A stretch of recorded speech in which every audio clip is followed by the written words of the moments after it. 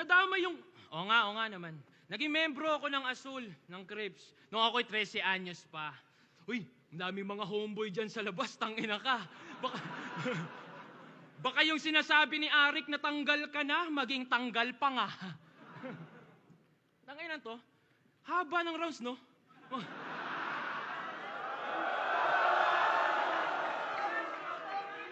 Hoy! Usapan dito, 3 to 4 minutes lang. Bilang artist, dapat alam mo yung quality over quantity, gago. Diba? Gago. Tandaan mo, hindi pinagyayabang yung achievements ng empleyado na nangailangan ng overtime para lang matapos yung trabaho.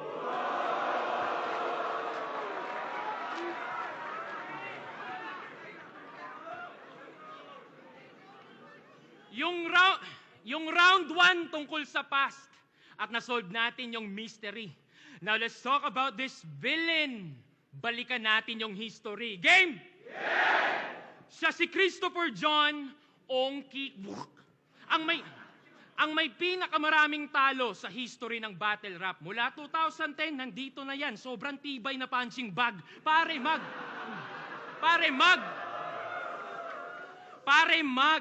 13-1 na ako. Kung susumahin lahat sa aking standing, Brad, inahamon mo pa yung Glock. Isa tirador lang nga, nasa baba ka pa ng ranking. Ipano pa kaya sa may mga higher rank?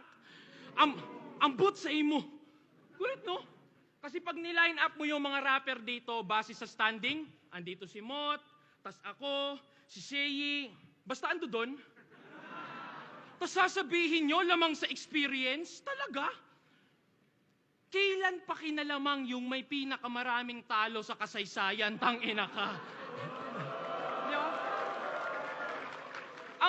Ang corny mo, min. Biruin nyo ha, pagtapos niya mag-champion, yung standing 6-14 pa din. Tangina.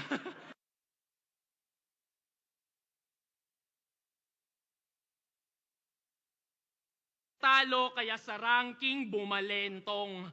You got clapped and clapped and clapped, pero yung standing walang ovation.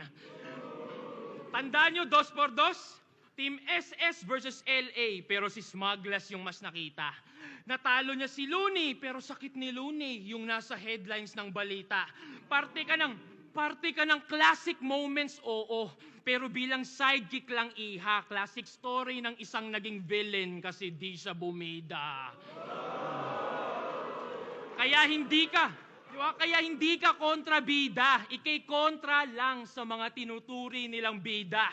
Next example, pagtapos niya manalo kay Pistolero, sabi niya sa crowd, wala akong pake sa titulo, gusto ko lang respeto. Tanginang villain to, imo. Villain ka, tas nanlilimos validation ng audience? Pakaugag ng bisyon. Kumukontra ka sa mga bida, pero sa iyong pagiging kontrabida, ikaw mismo yung contradiction. Ngayon, biglang dami yung suporta kunwari sa'yo. Tanga. Kung di yan hater ng Dunggalo, anti-DDS o fans yan ng mga nabadibag ko. Kakampi ko mga sumusuporta sa akin. Kakampi mo lang mga kalaban ko. Kung matalino ka, alam mo yung pagkakaiba nito na bilang lang yung umaasa na manalo ka pero mas maraming umaasa na sana'y matalo ako. Wala kang... Real talk! Diba? Real talk mo ito. Wala kang tunay na fans. May mga hater lang kami. Gusto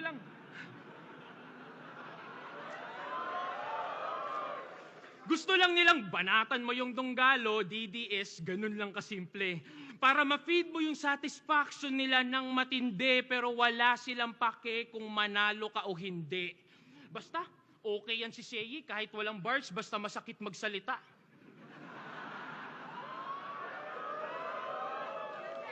Di ka naiinsulto sa ganyan? Hindi mo ba ramdam na yan ay kanilang paraan para punahin kakulangan mo pagdating sa sulatan? Di ba? Para magka-hype, idadamay ko yan sila Andrew pamilya ni Sixth Street, para pangalan ko umugong naman. Pare, you don't want no smoke. Ang gusto mo, umusok ka lang. Nagets? Nagets pala ang puta. Kasi smoke tsaka usok, akala ko di yun nakukuha. Reach. Kaya hindi ka villain. Isa ka lang frustrated superhero pagkat di mo naranasang ma-appreciate ng tao. Paano? Tatanga-tanga. Ultimo yung titulo na greatest villain, nakuha pa ni price tag at akata. Tanga ka talaga. Gago!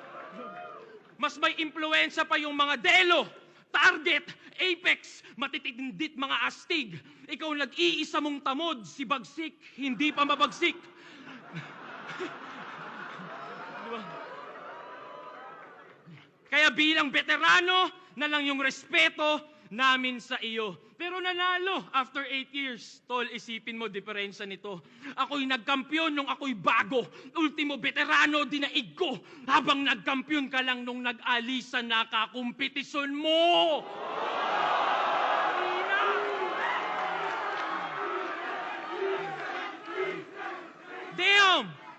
Damn, son!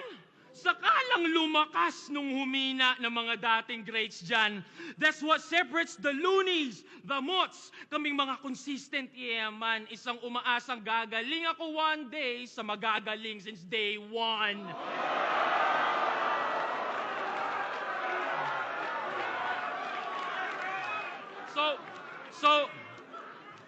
So that's a wrap for history. At oo, bagong god to ng century. Nandito ka lang para sa nostalgia. Ako para magbigay ng mga bagong classic memories.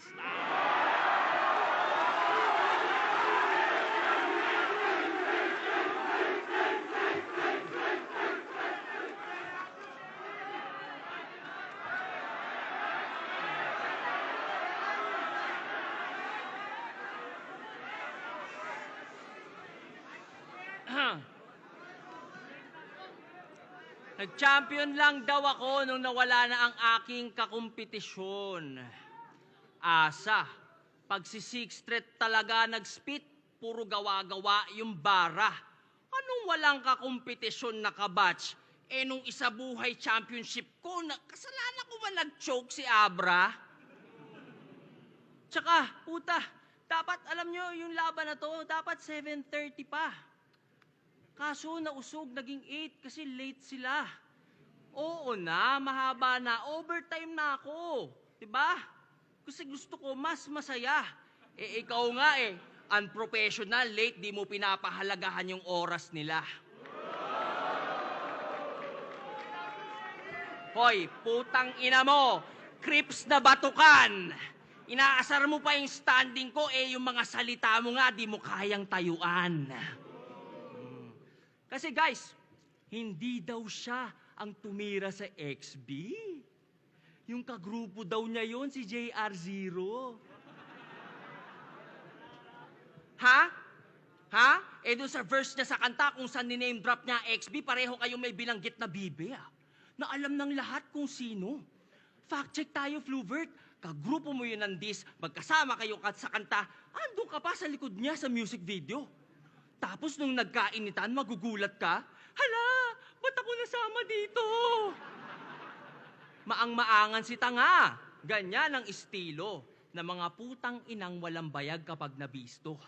Damage control. Pansin na kasi ng mga tao na wala sa lugar yung pandidis nyo. At para mag-save ng face, yung kagrupo, nilaglag, sinakripisyo.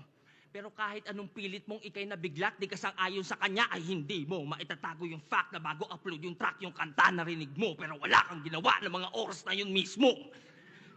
Tangina mo, di kami tanga kahit ano pang pagtutwist mo. Hindi mo ba ikakailala, pareho lang kayong dalawang mga walang prinsipyo. Mga nananahimik na tao, ididis nyo sa kanta. Palibasa, ni-require yun ng dunggago. Yun yung pinang-audition nila. Nung panahong yun, magkaaway kasi dunggagot sila bibe. Pero matik, i-deny nito sa atin. Kaya nga sila pasok sa kapatirang donggaling. Ika nga nila, di ba? Ang mga magnanakaw may kapatid na sinungaling. Parang nung battle niya sa Gapo. Di ba proud siyang DDS? Alam niyo, sabi niya sa amin, kaya niya daw sinasabing DDS kasi sa Davao del Sur siya nanggaling. Weh! Ano yung sinabi mo kay Rudit nung 2019? Galawang DDS lang. Itong adik pinalusot lang ng batas para bumulagta sa tirador. Yung ibig sabihin ng DDS doon, Davao del Sur? Sure? Why the fuck you lying? Why you always lying? Oh my God, stop fucking lying! Gets ko pa nung nasa Gapo kung medyo alanganin. Pero 6th Street, dito tayo sa Davao, pwede ka nang umamin. DDS, Davao del Sur. Ang nakaka-insulto doon, ang bobo lang tingin niya sa atin. So ano yung next na gusto mong paniwalaan namin? Dati kang mulawin? Yung cactus, kaya mong yakapin? Lahat ng buhangin sa mundo, kaya mong bilangin? Ano ba naman tong tirador nyo? Imbis na puro sablay. Manduduro, tas magtuturo. Dun siya sanay. Ngayon, alam nyo na bakit ang paboritong slogan niya ay malinis din trabaho kasi pagtapos tumira ng tao, hugas kamay! Pero dahil daw sa kakupalan nila, maraming sumaya. Ang kapal ng muka, gina-justify niya pa. Hoy, hindi, tandaan mo, wag kang engot. The end doesn't justify the means, tanga. Tapos sabi pa, with conviction, na kundi daw dahil sa beef nila, wala daw kikitain si Kram sa reaction videos, baka nag-food panda rider na din siya. So, ano kung mag-food panda rider? Anong problema? Kung maka-lookdown ka sa riders, grabe ah. Ang lala ng moves. Porket nagka-million views, nag-aangas na to. Sa kasikatan ng XB, nakiangkas lang kayo! Sa mga idol ko na riders dyan, na nanonood ngayon sa amin, Fluvert Floy Kagampang. Secret lang natin pag nagpa-deliver, tapos dinuraan nyo yung pagkain. Wala sa order inaasal eh. Pag umorder to ng inasal, wag nyong dalhin yung binili na kanin. Para pagdating nyo, maglaway to sa manok pero di makakain kasi kailangan pa magsaing. Ang liit ng tingin sa riders, kala mo malayo narating ni Tarantado. Pero regardless, hoy, baka di mo alam, mas importante ginagawa nila kaysa sa ginagawa mo. Nagdi-deliver ka lang ng fake mong bars. Hinahatid nila yung essentials ng mga tao. Kumpara sa'yo, sila yung tunay na malinis magtrabaho.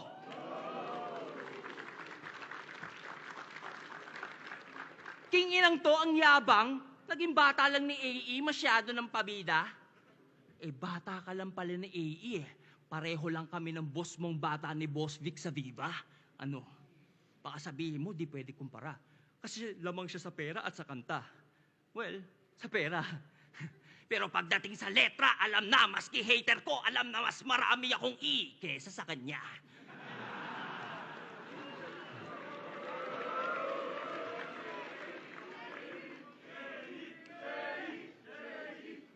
Speaking of pera, alam nyo ba nanay nito, teacher? Kaso mukhang pera. Yung mga estudyante, di pinapasa pag di bumili ng tinda niyang yema. De, biro lang. Di totoo yung sa yema. Pero yung sa pagiging teacher, oo. Feeling ko lang walang oras sa kanya nanay niya eh. Parang after eskwela, gumagawa pa ata ng yema. Kaya ng bata, madalas siyang solo. Forgive me. I'm just trying to figure out, how is it that you have a teacher for a mom, pero lumaki kang bobo? Oo, bobo to. Nung battle niya kay Apex, nag-reference to ng DC. Kaso, di correct. Si Joker daw ay may question mark, si Riddler yun. I was like, huh? Kasi may disconnect. It was definitely confusing. Napaisip tuloy ako, baka may director's cut na di ko alam. Ang cringe talaga nung DC, ang kulit. Ang comical lang na ang ibig sabihin ng DC ay Detective Comics, pero di ka man lang nag-imbestiga sa net. Basic knowledge yun eh. Pag di sigurado, dapat mag-double check. Pero maybe he doesn't...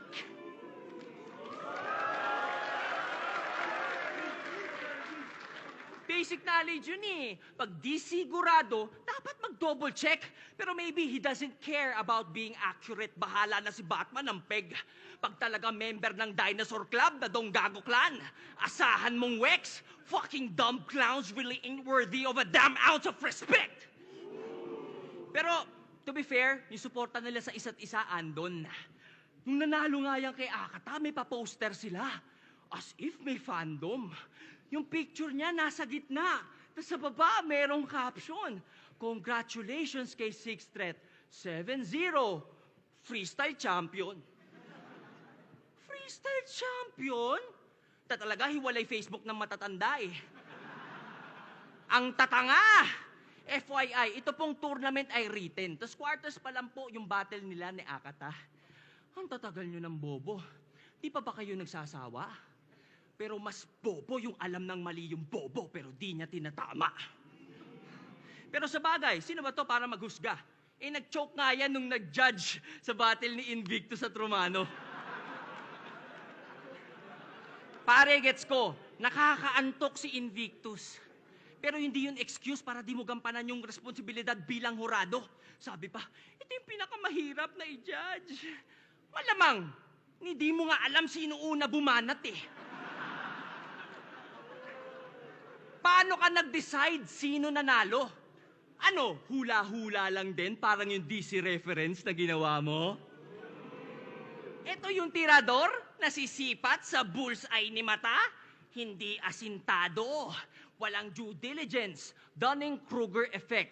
Mula nang masabihang matalino ng tao, naging assuming na masyado. Guys, ang tunay na intelihente, skeptical, curious, at palatanong.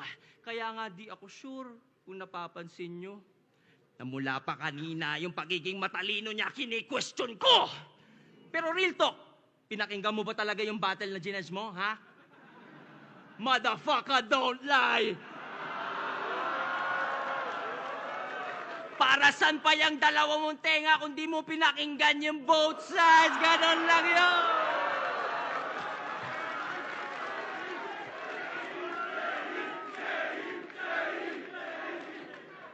Ang angas ng achievement eh, no? Ang nag-iisang rapper na nagtanggol kay Badang. Buti pa grupo mo 3 digits eh, no? Yung IQ mo 2 lang. Pero tama naman, 2 ang tenga, kaya both sides ay pakinggan. Ang tanong, narinig mo ba sarili mo nung sinabi mo yan? Gusto mo wag agad husgahan ng mga naaakusahan. Really, sa'yo nang galing yan. Ikaw na DDS at ang extrajudicial killing sa iyong sinusuportahan. Para kay Badang, gusto mo yung due process na karapatan ng lahat ay wag naming laktawan. Pino-point out mo yan habang yung buhay ng ibang di mo sure kung napagkamalan lang, ayos lang basta-bastang tuldukan. Ang hirap mo ka-banding, ang labo mo naman. Sa sobrang bobo mo, pati pinaglalaban mo, di mo na alam. Ang sarap mo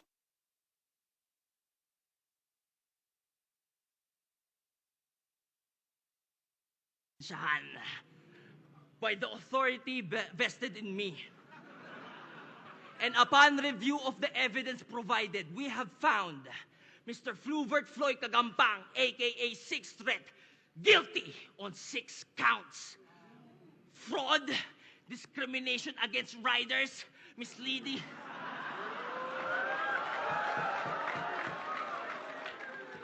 Fraud, discrimination against riders, misleading citation, gross negligence as a judge, at